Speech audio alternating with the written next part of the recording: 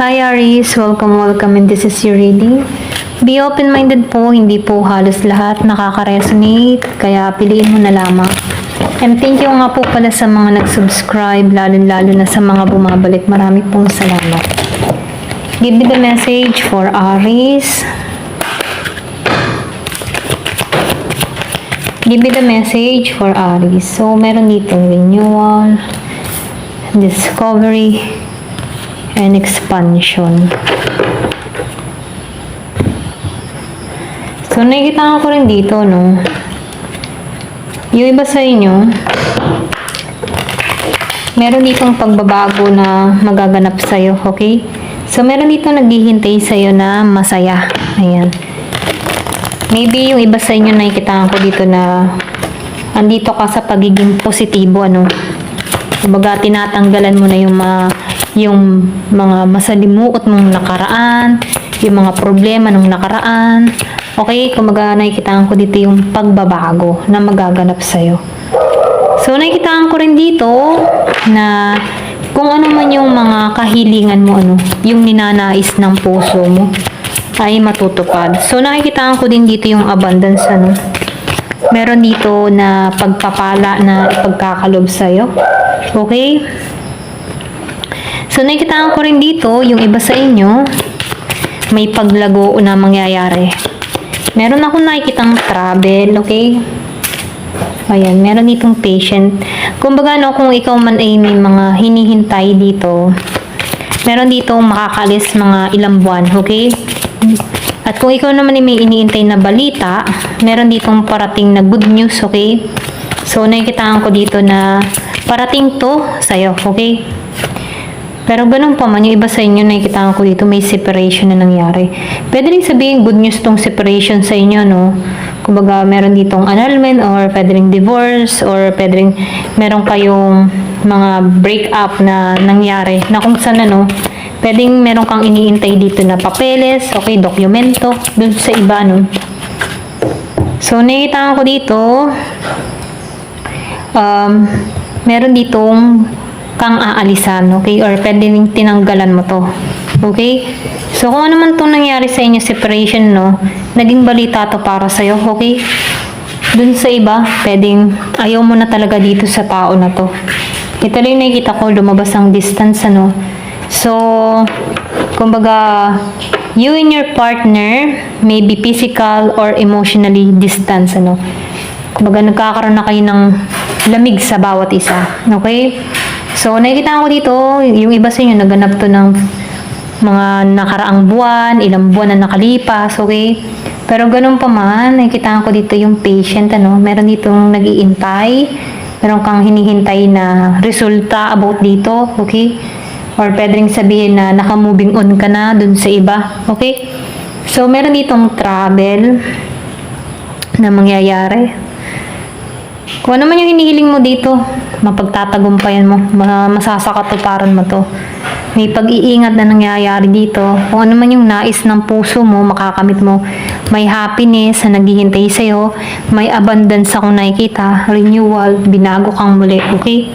So, tingnan pa natin, ano. Kumbaga, nakikita ko dito yung pagbabago na nangyayari. Unti-unti mo nang nakikita yung mga tinatrabaho mo. Okay? Maybe yung iba sa inyo, yung divorce na nangyari, dito nag-umpisa yung blessing sa iba, okay? Pwede rin sabing sakal ka na sa hiwalay. Kumbaga dito yung iba sa inyo, nakipaghiwalay ka kasi sakal ka na, okay? Or pwede rin hindi ka na masaya. Pero ganun pa man, dahil naalisan mo to, kumbaga nakikita ko dito na wala na yung init ng pagmamahal. Pero ganun pa man, ano, yung iba sa inyo meron ditong parating bagong magmamahal, or pwede rin sabihin na kaya wala ka ng gana sa person mo, no? Pwedeng meron ka ng bago dun sa iba.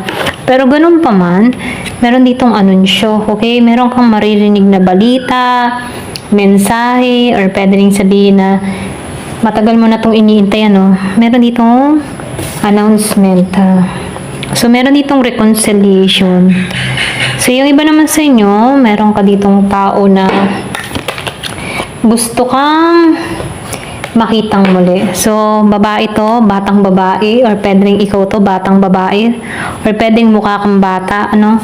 So, piliin nyo na lamang, ano. So, meron ditong reconciliation sa iba. Ayan. Pwedeng ito yung ka-divorce mo, pwedeng ma-reconcile ka ulit dito, okay? Ito yung sign, may divorce, patient, or pwedeng matagal mo na rin itong iniintay, okay, na mag-meet kayo, may announcement. Pwedeng, yung iba sa inyo, pwedeng magmahal muli dito, or pwedeng mahal mo pa rin ito, okay? So, piliin nyo na lamang, ano, kasi ito lang yung nakikita kong sign.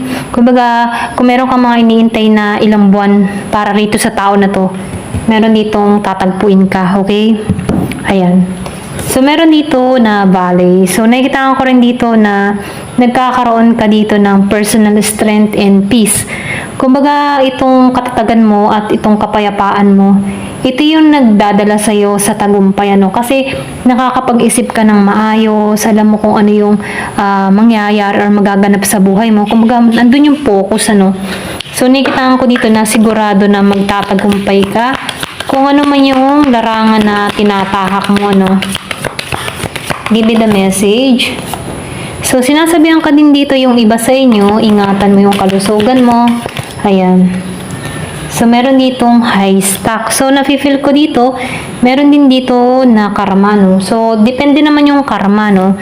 Kumbaga, maybe meron ditong tao na galit sa'yo, or meron dito nagbibigay sa'yo ng pasakit, ano? Pero temporary lang to, no? So, yung karma naman ay depende kung ano yung gawa ng isang tao, kung masama o mabuti.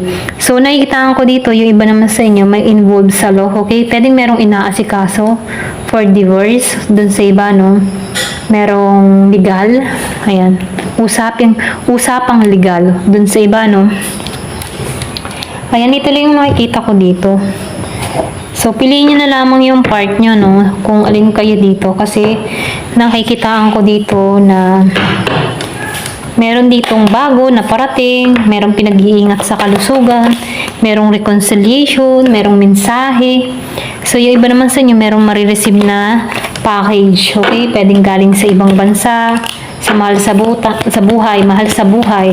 Matagal mo na itong iniintay, ayan, may parating, ano. Kaya yung mga marunong mag-intay, merong blessing na parating. Give me the message, ano pa yung mensahe, kumbaga, huwag magmadali. Happiness, so meron ditong happiness, magiging masaya ka dito sa marireceive mo. Pwedeng may regalo, letter. So, meron ditong fun. Yung iba naman sa inyo, merong party na parating, celebration, mayroong romance, okay? Pwedeng bagong love, bagong nagmamahal. Pero ganun pa man, dun naman sa iba, meron ditong sneaky energy na kung saan ano, inaalam nito kung ano yung resource mo, okay? Kung ano, kung paano ka naunlad, kumbaga, napaka-sneaky ng tao na to. Inaalam nito kung ano yung pinagkakakitaan mo, ano? So, meron ditong love, heart, okay? Yung iba sa inyo, no, meron ditong magiging masaya yung love life. Hindi halos lahat, ha? So, piliin nyo lamang yung part nyo kasi meron ditong masaya ang love life. Meron parating, pwedeng batang babae, or pwedeng mukha kang bata, okay? So, nakikitaan ko rin dito, or pwedeng may pagkayang, yung energy, okay? So, meron ditong arcway. So, yung iba naman sa inyo, magbubukas yung oportunidad, ano, yung mga posibilidad, at yung, kumbaga, ilalahad sa'yo, magbubukas sa'yo dito ang pinto ng oportunidad para sa tagumpay, okay? So, meron ditong vulture, no? So, meron dito na tao talaga, okay? Yung iba sa inyo, no, meron ditong tao na galit sa'yo, okay? Hindi halos na lang. So, piliin nyo na lamang, no? Hindi naman pare-pareho kayo ng sitwasyon. So, meron ditong tao na galit sa'yo, okay? Pwedeng nagbibigay to ng anxiety sa'yo or depression, or pwedeng nag-i-intention to ng maging ganito ka, okay? So, pwede rin budu-buto to, kaya yung iba sa inyo, pinag-iingat yung kalusugan, okay? Pwede rin sabing inggit ito sa'yo, galit sa'yo, okay?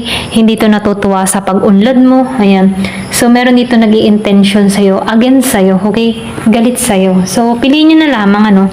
Kasi meron talaga na hindi may iwasan na kahit wala kang ginagawa na masama, nagagalit, ano? Ayan. So, hayaan mo si karma na lang yung kumilos sa tao na to. meron ditong ring. Ganun pa man kahit may mga tao na pilit ka talagang sinasaktan, ano, huwag ka mag-alala, swerte ka pa rin, okay? Kung ikaw man ay mahabang panahon na single, ayan, may bagong romansa, bagong pag-ibig, ano, yung iba naman sa inyo, business yung parating or business partner, ano, business offer, okay? So, meron dito magbibigay ng singsing or may regalo kang marireceive. So, meron ditong club. Someone will try to make you do something against your will. Kasi nakikita ko dito, maganda yung kapalaran mo. Kaya, meron din ditong tao na pinipigilan nito na magtagumpay ka. Okay? Kasi meron ditong masaya na magaganap sa'yo. Pero ganun pa man, huwag kang mag-alala kasi protektado ka. Okay? So, meron nag-iingat sa'yo dito. Kaya mainam, ano, panatiling, magdasal. Kasi, hindi maiiwasan talaga na may mga tao naiinggit kahit wala kang ginagawang masama. Kumbaga, totoo pala yung kasabihan na nakamamatay ang inggit, ano.